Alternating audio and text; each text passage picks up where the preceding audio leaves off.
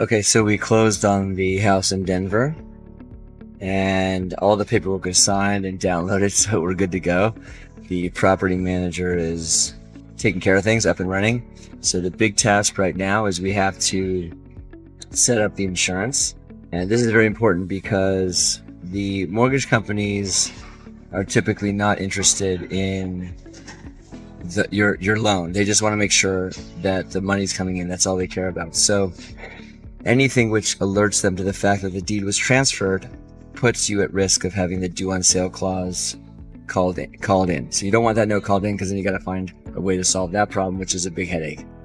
So you have to set up the insurance. If there's a lapse in insurance, if the insurance doesn't, if there's no insurance, then there'll be a problem that the mortgage company will have to deal with. Usually what they'll do is they'll put in their own insurance to fill the gap, which is usually higher cost.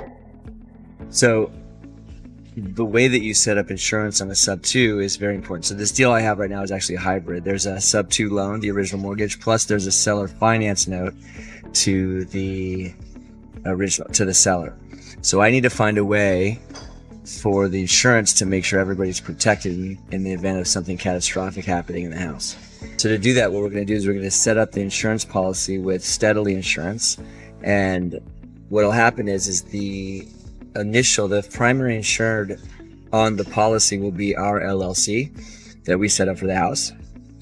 But then we will have to include both the seller, because she has an interest in the house, because there is the second lien, and the original mortgage company as additional insured. And that means that if there's something happens, if the house burns down, if, I don't know, it gets struck by alien laser beams or something, or whatever, a giant meteor falls on it, then any claims can be made and everybody would get protected in the event that something, that the house can't be fixed or anything like that.